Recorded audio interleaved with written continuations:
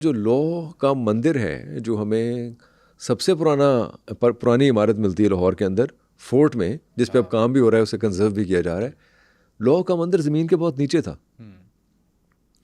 ऐसे ही हमें टिब्बी का जो शिवाला है, वो भी हमें को 18 से 20 फीट नीचे मिलता है।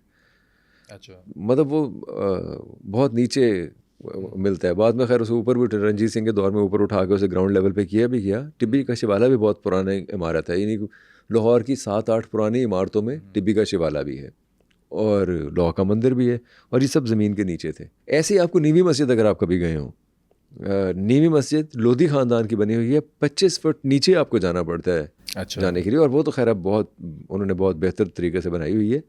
सीढ़ियों उतर के आप नीचे जाते हैं और आप ये समझ नहीं पाते कि पानी के निकास का इंतज़ाम कैसा है। यानी हाइड्रोलिक इंजीनियरिंग का शानदार एक नमूना है, जो मुग़लों से पहले था, लोधी ख़ानदान में था।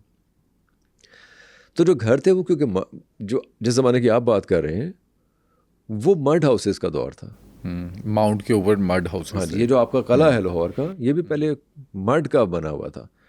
वो तो अकबर के दौर में, और बाद में इसको फिर ब्रिक्स और ईंटों का बनाया गया। वो ईंटें आया करती थी यहाँ से, बुद्धू कावा से।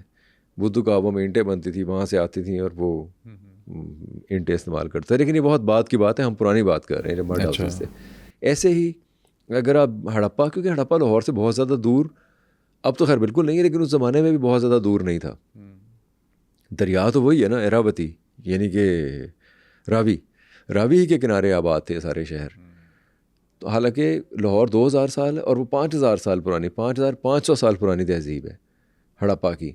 लेकिन वहाँ भी आपको जो हाउसेस मिलते हैं, मड हाउसेस जो भी मिलते हैं, वो एक ही जैसे मिलते हैं। मोहनजोदड़ो में भी ऐसे ही है। वहाँ आपको कोई आलीशान और कम दर्जे के घर या बड़े दर्जे की या बहुत बड़े बड़े कासल्स और इमारतें ऐसे नहीं मिलती। अच्छा, अगर हम हिस्ट्री में देखें तो लाहौर उस वक्त में किसी सल्तनत का हिस्सा था? नहीं, कोई, देखिए, लाहौर पहली बार अगर कोई सल्तनत बनी है तो वो हिंदू डायनेस्टी, जो जयपाल और उससे पहले और उसके बाद, जयपाल के बाद, वो एक डायनेस्टिक गवर्नमेंट यहाँ लूजली वो रही।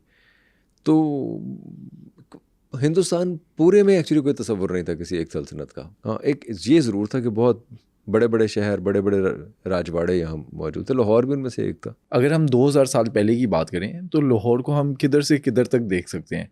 वॉल्ड सिटी को या इशरा को? हम ये कयास कर सकते हैं कि जो कि हम बार बार कह रहे हैं कि एक माउंट पे, एक टीले पे पूरी आबादी थी, और क्योंकि सैलाब आ गया था, तो सैलाब की वजह से जो करीबी टीले लोगों को मिले, उन पे जाके वो आबाद हुए। तो हम ये कह सकते हैं कि लाहौर का एक टीला था, वो चंद 100 किलोमीटर का एक इलाका था, जो कि ज़ाहिर है एग्जैक्टली बताना तो बहुत मुश्किल हो जाएगा कि कितना था। मैंने कहीं पढ़ा भी नहीं कि उसकी टोटल कितनी था, लेकिन मेरा ख्याल है कि चंद 100 किलोमीटर का वो इलाका थे जिसमें, और आबादियाँ इकट्ठी हुई। अब आप कभी नॉर्दर्न साइड पे जाएं तो आप देखते हैं कि बहुत से पहाड़ खाली होते हैं, किसी एक पहाड़ पे बहुत से घर बने होते हैं। वो इसलिए कि वो जो नेचर की बेरहमी है, बाज़ औक़ात पत्थर का आना या सैलाब का आना, उनसे बचने के लिए, और फिर एक दूसरे के साथ क्योंकि ताउन करने के लिए, मिल बैठने के लिए, हंसी खुशी में शामिल होने के लिए, गम में शामिल होने के लिए, वो एक ही जगह घर बने होते हैं। तो उस ज़माने में प्लेन लैंड्स पे भी ऐसे ही था कि सैलाब से बचे, माउंट पे ठहरे, और माउंट पे करीब करीब घर बने। इस तरह वो रहा करते थे।